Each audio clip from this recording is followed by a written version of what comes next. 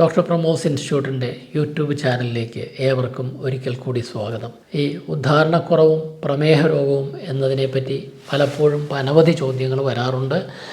ചില വീഡിയോകൾ നമ്മളിതിനു മുൻപ് ചെയ്തിട്ടുണ്ട്. പ്രമേഹ രോഗമുള്ളവർക്ക് ഉദ്ധാരണക്കുറവ് വരാതിരിക്കാൻ എങ്ങനെ അതിനെ തടയാൻ കഴിയും എന്നുള്ളതാണ് ഇന്ന് ഞാൻ നിങ്ങളോട് സംസാരിക്കാൻ പോകുന്നത്. അതിനു മുമ്പായിട്ട് പലപ്പോഴും പറഞ്ഞിട്ടുണ്ടെങ്കിലും കൂടി അതിൻ്റെ ഒരു പ്രിവലൻസ് റേറ്റ് കൂടി ഒന്ന് പറഞ്ഞു കൊള്ളട്ടെ.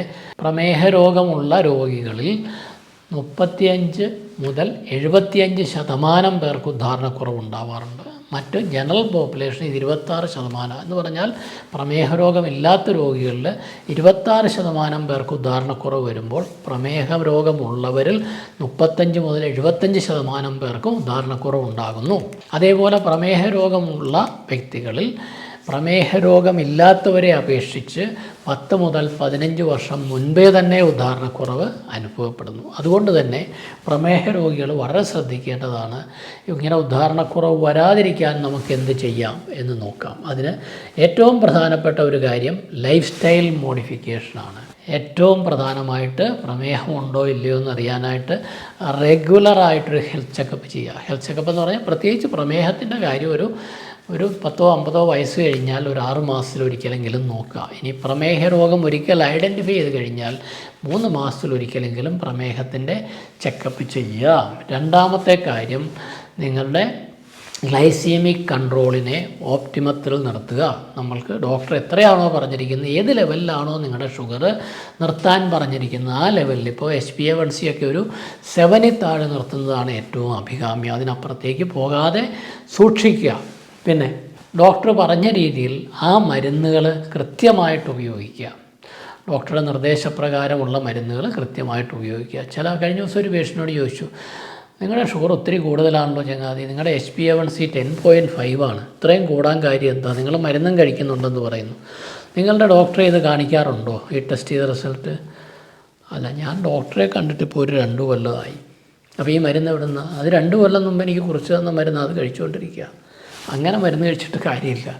ഇടയ്ക്ക് ഡോക്ടർ നിർദ്ദേശിക്കുന്ന ഇൻ്റർവെല്ലിൽ ഡോക്ടറെ പോയി കാണണം. ടെസ്റ്റുകൾ ആവശ്യമുള്ളത് കൃത്യമായിട്ട് ചെയ്യണം. ചെയ്ത ഡോക്ടറെ കാണിച്ചിട്ട് ആ ഷുഗറിനെ കൺട്രോൾ ചെയ്യാനാണ് മരുന്ന്. അല്ലാതെ ഒരിക്കൽ എഴുതി തന്ന മരുന്ന് ജീവിതകാലം മുഴുവൻ കഴിച്ചുകൊണ്ടിരുന്നിട്ട് കാര്യമില്ല.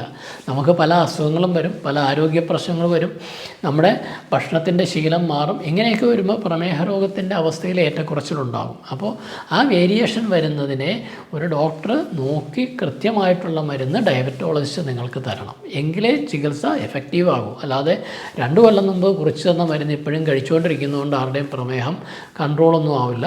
അത് ചെക്ക് ചെയ്യണം. ആ മെഡിസിനും ഡോക്ടർ ആവശ്യങ്ങൾക്കനുസരിച്ച് പലപ്പോഴും മോഡിഫൈ ചെയ്യേണ്ടതായിട്ട് വരും. ഇനി മറ്റുള്ള എന്തെങ്കിലും ഹെൽത്ത് റിലേറ്റഡ് കണ്ടീഷൻസ് ഉണ്ടെങ്കിൽ ആ ഹെൽത്ത് റിലേറ്റഡ് കണ്ടീഷൻസിനെ മാനേജ് ചെയ്യണം. ഈ കൂട്ടത്തിൽ ചിലപ്പോൾ പ്രഷർ ഉണ്ടാവും, കൊളസ്ട്രോൾ ഉണ്ടാവും, ഹാർട്ട് പ്രോബ്ലം ഉണ്ടാകും. ഇതൊക്കെ തന്നെ നമ്മൾ മാനേജ് ചെയ്യാൻ പറ്റണം. അതുപോലെ നമ്മുടെ ഭക്ഷണശീലത്തിൽ ചില മാറ്റങ്ങൾ വരുത്തണം. ഹെൽത്തി ഈറ്റിംഗ് ഹാബിറ്റ്സ്, അതായത് അനാവശ്യമായിട്ടുള്ള ജങ്ക് ഫുഡെല്ലാം കൂടെ വാരി കഴിക്കാതെ ഫുഡിൻ്റെ കാര്യത്തിൽ അല്പം നിയന്ത്രണം ഏർപ്പെടുത്തുക. നിങ്ങൾക്ക് ഏതാണോ യോജിച്ച് അത്തരം ഫുഡ് കഴിക്കുക. ഒരു ബാലൻസ്ഡ് സമീകൃത ആഹാരമായിരിക്കണം. എന്ന് പറഞ്ഞാൽ ആഹാരത്തിൽ നിയന്ത്രണം വേണം. കിട്ടുന്ന സാധനങ്ങളെല്ലാം കൂടി വാരി കഴിക്കല്. കല്യാണത്തിന് പോകുമ്പോൾ ഒരു പായസം കിട്ടും, പായസം കുടിക്കണ്ടെന്ന് ഞാൻ പറയുന്നില്ല. ഒരു 1/4 ഗ്ലാസ് എടുത്ത് കുടിച്ചു. അപ്പോൾ ചോറ് കുറച്ചേ കഴിക്കാവുള്ളൂ. ആ സമയത്ത് കഴിക്കാൻ ഡോക്ടർ മരുന്ന് തന്നിട്ടുണ്ട്, അതുകൂടി ആ കൂട്ടത്തിൽ കഴിച്ചോണം. പിന്നെ റെഗുലറായിട്ടുള്ള എക്സർസൈസ് ചെയ്യുക. കൃത്യമായിട്ടുള്ള എക്സർസൈസ് ഉണ്ടെങ്കിൽ പ്രമേഹ രോഗത്തെ കൺട്രോൾ ചെയ്യുന്നതിന് വളരെയധികം അത് സഹായിക്കാറുണ്ട്.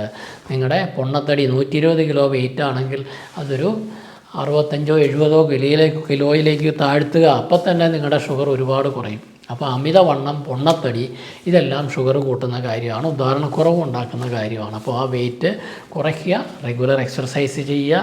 പിന്നെ മദ്യം സ്ഥിരമായിട്ട് കഴിക്കുന്ന ആളാണെങ്കിൽ, കഴിഞ്ഞ ദിവസം ഒരാൾ പറഞ്ഞു ഞാൻ 2 ലിറ്റർ മദ്യം ഒരു ദിവസം കഴിക്കും.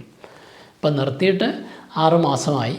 അതൊരു അസുഖം വന്ന് ആശുപത്രി കിടന്നപ്പോൾ ഡോക്ടർ കഴിക്കണ്ടെന്ന് പറഞ്ഞു. അപ്പോൾ നിർത്തിയത്. അല്ലെങ്കിൽ 2 ലിറ്റർ ഒരു ദിവസം കഴിക്കുന്നത്. രാവിലെ എഴുന്നേൽക്കുമ്പോൾ തുടങ്ങും കഴിപ്പ്, വൈകുന്നേരം 12 മണിക്ക് കിടക്കുന്നവരെയും കഴിച്ചുകൊണ്ടിരിക്കും. അപ്പോൾ ആ വ്യക്തിയുടെ അനുഭവം നോക്കും.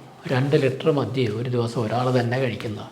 അപ്പോൾ ഇങ്ങനെയൊക്കെ കഴിച്ച് കഴിയുമ്പോൾ ഷുഗറും കൂടും, എല്ലാ അസുഖങ്ങളും വഷളാവും, നേരത്തെ സ്വർഗത്തിലോ നരകത്തിലോ പോയി കിട്ടാം. അപ്പോൾ അങ്ങനെ കഴിക്കുന്ന ആളാണെങ്കിൽ പല പാർട്ടികളിലുമൊക്കെ അല്പം കഴിക്കുന്നതുകൊണ്ട് കുഴപ്പമില്ല. പക്ഷേ അമിതമായിട്ട് മദ്യം ഉപയോഗിക്കുന്നത് ദോഷം തന്നെ. പുകവലി ഉണ്ടായെങ്കിൽ ആ പുകവലി നിർത്തുക. പുകവലി കൊണ്ട് ആർക്കും ഒരു ഗുണവുമില്ല. പെട്ടെന്ന് വലിച്ച് ചാകാവുന്ന മാത്രമേ ഉള്ളൂ. അതല്ലാതെ യാതൊരു ഗുണവും അതിനുള്ളതായിട്ട് എനിക്കറിയില്ല. ഒരു പഠനത്തിലും ഞാൻ കണ്ടിട്ടുമില്ല. ഇനി മാനസികാരോഗ്യ പ്രശ്നങ്ങളുണ്ടെങ്കിൽ അതും കൂടെ കൺട്രോൾ ചെയ്യുക. ഇങ്ങനെയുള്ള ലൈഫ് സ്റ്റൈൽ മോഡിഫിക്കേഷൻസ് വരുത്തി കഴിഞ്ഞാൽ നിങ്ങളുടെ പ്രമേഹ രോഗത്തെ കൺട്രോൾ ചെയ്യാം. അതുവഴി വരാനിരിക്കുന്ന ഉദാഹരണക്കുറവിനെ തടയാം. അല്ലെങ്കിൽ ഉദാഹരണക്കുറവ് വന്നാൽ തന്നെ അതിനെ മെച്ചപ്പെടുത്തുന്നതിന് ഈ കാര്യങ്ങളെല്ലാം വളരെയധികം സഹായിക്കും. ഇനി അഥവാ ഉദാഹരണക്കുറവ് വന്നു കഴിഞ്ഞാൽ ഇനി എന്താണ് മാർഗം? അങ്ങനെ ഒരു ഉദാഹരണക്കുറവ് വന്നു കഴിഞ്ഞാൽ നമുക്ക് അത് എത്രയും പെട്ടെന്ന് ചികിത്സയിലൂടെ അത് കറക്റ്റ് ചെയ്ത് കൊണ്ടുപോകാം. മരുന്നുകളൊരു പരിധിവരെ ഫലപ്രദമാണ്. ഇനി അതല്ല, ഈ ചികിത്സകൾ വലിയ ഫലപ്രദമൊന്നുമല്ല. പിന്നെ മരുന്നുകളോ ഇംപ്ലാൻ്റ് ഓപ്പറേഷനോ നടത്തിക്കഴിഞ്ഞാൽ നമുക്ക് മരുന്നുകൾ ഷുഗറിൻ്റെ മരുന്ന് കഴിക്കുമ്പോൾ ഷുഗർ കൺട്രോളാവും. അതുപോലെ ഉദാഹരണത്തിന് മരുന്ന് കഴിക്കുമ്പോൾ ഉദാഹരണം തൽക്കാലം കിട്ടും. പക്ഷേ കുറച്ച് കഴിയുമ്പോൾ ഉദാഹരണത്തിന് മരുന്ന് ഫലവത്താവാതെ ഇരിക്കും. അങ്ങനെ ഫലവത്താവാതെ ഇരുന്നാൽ ആ സമയത്ത് മരുന്നിൻ്റെ അളവ് കൂട്ടേണ്ടി വരും, ഡോക്ടറെ കാണണം. ഇപ്പോൾ പ്രമേഹ രോഗം സ്ഥിരമായിട്ടുള്ള രോഗികളിൽ ഏറ്റവും കൂടുതൽ വിദേശ രാജ്യങ്ങളിലൊക്കെ ഇംപ്ലാൻ്റ് ഓപ്പറേഷനാണ് ചെയ്യുന്നത്. പക്ഷേ ഇംപ്ലാൻ്റ് ചെയ്യുന്നതോടൊപ്പം നിങ്ങളുടെ ഷുഗറും കൂടെ കൺട്രോൾ ആയിരിക്കണം. ഇംപ്ലാൻ്റ് ഓപ്പറേഷൻ ഒരിക്കൽ ചെയ്താൽ പിന്നെ ആജീവനാന്തം നിങ്ങൾക്ക് ഉദാഹരണക്കുറവിനൊരു മരുന്നോ ചികിത്സയോ ആവശ്യമില്ല എന്നുള്ളതാണ് ഏറ്റവും പ്രധാനപ്പെട്ട കാര്യം. പക്ഷേ നിങ്ങളുടെ ഷുഗർ കൺട്രോൾ ആയിരിക്കണം. ഞാൻ ആദ്യം പറഞ്ഞ ഈ കാര്യങ്ങൾ ചെയ്തു കഴിഞ്ഞാൽ തന്നെ നിങ്ങളുടെ ഷുഗർ കൺട്രോളാക്കാൻ ഒരുപാട് ഈ കാര്യങ്ങൾ സഹായിക്കും. മറ്റൊരു വിഷയവുമായി വീണ്ടും കാണാം. നന്ദി, നമസ്കാരം.